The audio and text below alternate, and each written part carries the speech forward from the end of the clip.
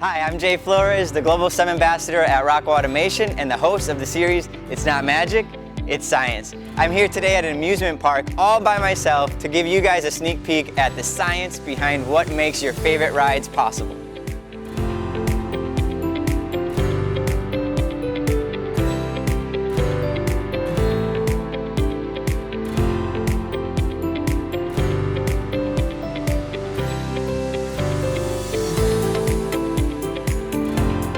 Stay tuned for our 5-part video series where we're going to show you that it's not magic, it's science that makes your favorite rides possible.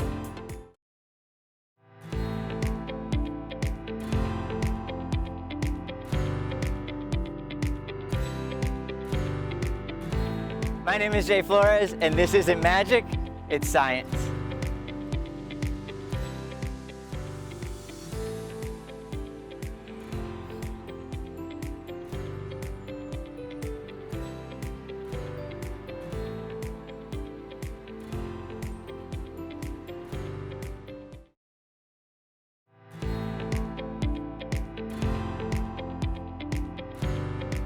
Welcome back to It's Not Magic, It's Science, where in our last video, we took this bowling ball, brought it up to my chin, released it, and somehow knew that it wasn't gonna come back and crush me in the face. So how did I do that?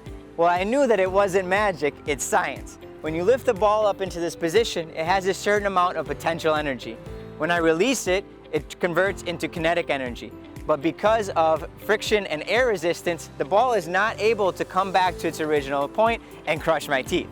So you can try this experiment at home now that you know the science behind the magic, but make sure you use a tennis ball or a ping pong ball. Let us know how the experiment goes, put some comments in this video, and remember to come back for some more. It's not magic, it's science.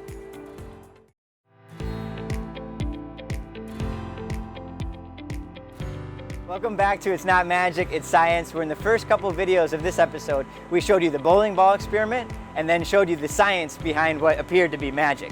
You learned about potential energy, kinetic energy, air resistance, and friction. And today, this is the exploration video where we are gonna take that science and show you how it applies to real life scenarios like this pendulum ride. Let's check it out.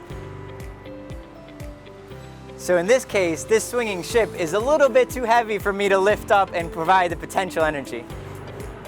So what's happening is we have a motor that is spinning some tires that is giving us the energy that we need to get up high, building up more and more energy with each swing.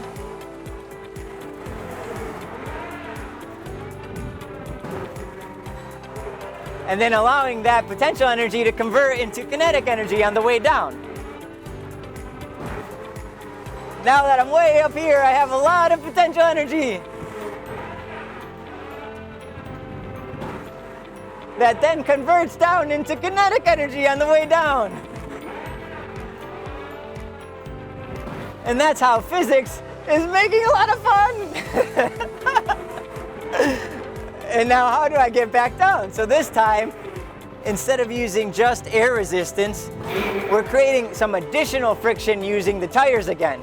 And that's what allows us to slow down at a much quicker pace than we would have been able to with just air resistance and friction. And remember to come back for some more. It's not magic, it's science.